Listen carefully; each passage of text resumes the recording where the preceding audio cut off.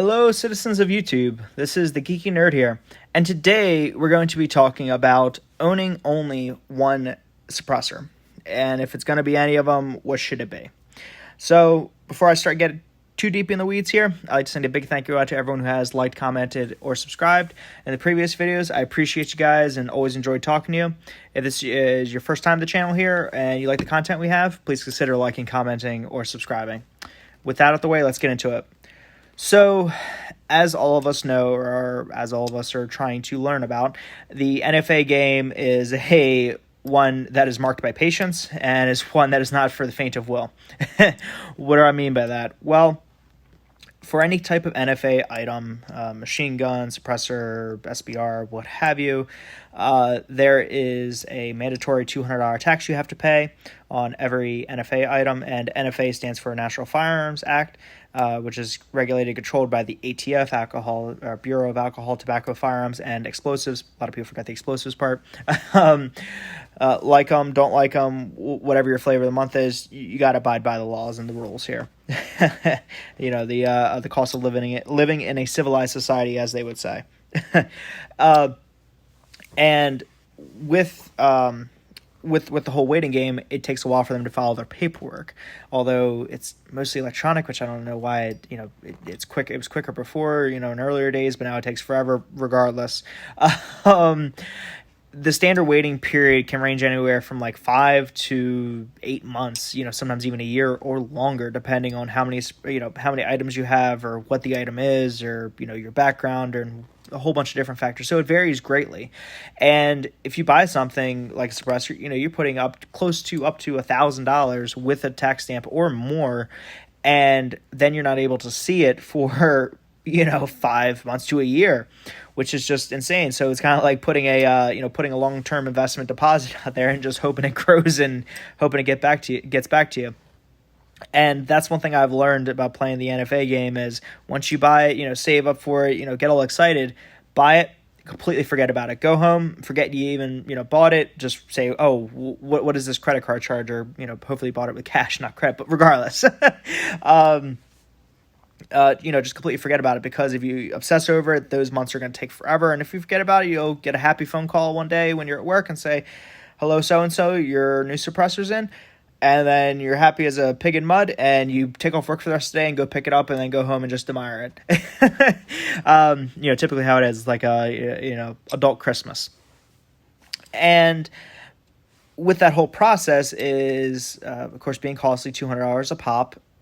A lot of people don't want to have to get dedicated cans, like one for their, AR, one for their AK, one for their, long range AR-10, one for their ranch rifle, one for their pistol, all of these different ones, because it adds up quickly.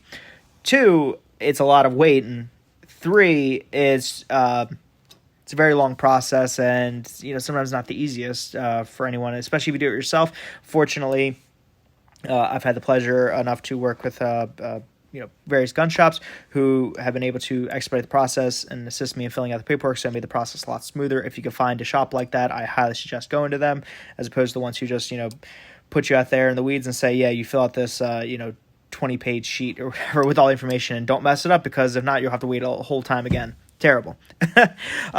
But getting back on subject here, with the owning one can philosophy, I kind of break it down into owning one rifle can and owning one pistol can. I know there is the Silencer Co. Hybrid 46 out there, which is a fantastic can for what it is. Not a problem at all. It will give you a suppressor that will cover everything from your 45 and your pistol all the way up to like your 300 Blackout, 7.62, what have you, in rifle, which is great. Fantastic thing to have. However, you are sacrificing a few things with that, one of which primarily is sound deadening, so it is a few decibels louder. Now, again, are you really going to be able to tell those few decibels? Probably not. But you are having that one can, so if you want to run your pistol and your rifle at the same day, you're going to have to run your rifle, wait for your rifle to cool down before you can put it on your pistol. And just all of that. Would I buy the can? Sure, heck yeah. If I only had to pick one, yeah. But thankfully, I've been blessed and fortunate enough to be in the circumstance to where I can afford multiple cans. But if they all went the way of the Dodo, the two I would pick would be a 30 caliber can, which you see here, and a 45 caliber pistol can, which you do not see because it is getting Cerakoted, however you guys say that. But why do I say that? Well, with this can in particular being a 30 cal, and this is a 30 cal QD. First, let's actually go to the QD part if you're going with one can. I would start out with a rifle can first, being a 30 cal can. Why is that? Well, for the fact that I feel like there is more versatility with a rifle can because primarily people want to be able to use their ARs, their long range rifles, what have you. It has a bit more versatility, usability, and if you're in a state that is fortunate enough to allow you to hunt with suppressors, it could save your hearing from having to wear ear pro, take them off to hear the deer, put it back on, what have you. It's one good thing to have. Also, if you're laying in a prone position and doing extended full day shooting, you're going to get more use out of it with a rifle than you would a pistol, because a pistol you can only shoot so much. A rifle you can shoot for more extended periods of time, just nature of the ergonomics of it. So that's kind of why I would start out with a rifle suppressor first, as opposed to a pistol suppressor. But if you can only get one and you need it to go for all of them, get the Hybrid 46. Flat out, simple answer. Get the Hybrid 46. Don't look back. You'll be happy with it. The world keep on spinning. However, if you can afford both two, I would get a 30 caliber and a 45. One thing, if you're looking for the rifle caliber, is, again, picking one can here, same philosophy, is get a QD mount. Why is that important? Well, if you get a direct thread attachment, or you get a direct thread suppressor, it will only work for that thread pitch. So meaning a standard 5.56 AR rifle runs a 1/2x28 thread pitch. A standard AR-10 and 308 runs 5x24 thread pitch, which is obviously different thread pitch. So you can't use that direct thread unless you buy an adapter to work with it, and vice versa. So you're buying additional adapters. Now, of course, with QDs, you are buying the QD devices to go on the end of your rifles, but I consider that cost to be offset because instead of having to take this and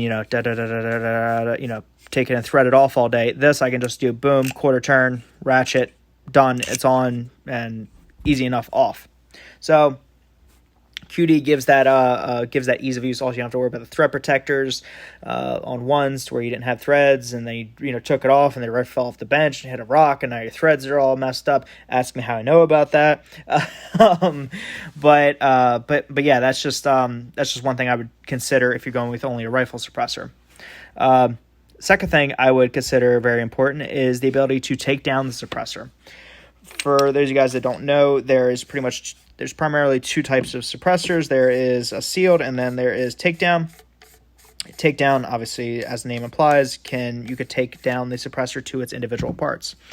This one here, you see here, you can take it off to the individual baffles. Now, why is that important? Well, it allows you to effectively and sufficiently clean the suppressor. With a sealed suppressor, you can you could throw an ultrasonic cleaner, but there's still going to be bits in there. And, you've had people where they've just, completely thrashed their can. And because it is sealed, they actually have to send the entire can in to get repaired. As opposed to if you could have the takedown capability, the can isn't ruined. It's just the vessel that's holding the baffles. This, you can say, oh, this baffle's messed up. I can just send that baffle in, not the actual NFA registered item, which is always a nice thing to have.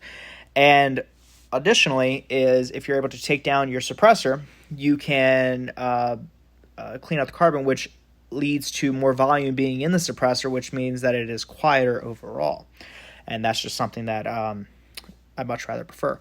Also, again, just going into all the reasons why, is that with a sealed can, you're not supposed to run 22 through it. The reason being that 22 is such a dirty round that it leads to excessive carbon buildup in your suppressor, which leads to sound deadening decretion, but also it can lead to a safety safety issue, because with the excessive carbon, if you try to run a high speed zip go bang full like 30 caliber round through your can after running thousands around 22, you could strike a bit of carbon, like hardened carbon inside, which could either one and lead to a baffle strike, or two, lead to just your target you getting misalignment of rounds. Rounds aren't hitting where you have it zeroed in at, and to avoid that all, be able to break it down. So just nice thing to have, in my humble opinion, if you're picking one can. Now, the reason why I went with out of my cans, if I had to choose one, it would be this one here, which is the Freedom Armory Tie-On Suppressor. Very nice suppressor. It's made 100% out of titanium, which is one of the reasons why I really like it. Also, the fact that it's a American family-owned business. So always nice to support those guys. Although most suppressor companies are, but still, it's always nice to know and see the people that you're actually buying your items from. You say, hey, you made this. I know you have pride in it. So I chose this for that reason. Also, being a titanium suppressor, you're getting the lightness of aluminum or aluminium for you guys across the pond, and you're getting the strength of stainless steel. Now, stainless steel will obviously be stronger. Aluminum will be obviously lighter, but you're getting all of the benefits from each without any of the cons, and you're hitting a very solid middle ground, which is why out of the cans, this is the one that I chose to end all be all suppressors. So rounding it out, guys, I know it's been a bit of a long video, so if you stuck around this long, thank you, appreciate it. Start out with a 30 cal can. If you're only going to get one suppressor can, and you're okay having, when I say one, I mean one for each type of rifle, one for a rifle, one for a pistol. However, if you only need one and you're only going to ever want to get one, the Hybrid 46 is great. If you can add a 22, like a switchback, Razor switchback, I think it is, that 22 can, that's a fantastic 22 can if you can get that separately. But if you can only get one, get the Silencer Co. Hybrid 46. Don't look back and just be happy. But if you can get those extra, this is what I recommend: the Freedom Armory Tie-On Dragoon 7.62 QD suppressor in titanium. Whew, mouthful. And if you guys want to see my full breakdown and review of this suppressor, check out the other videos on the channel. With that, I'll wrap it up. I hope you guys enjoyed the video. If you did, please consider liking, commenting, or subscribing. I hope everyone is having a wonderful, awesome, fantastic day, and I'll catch you guys next time. See you guys.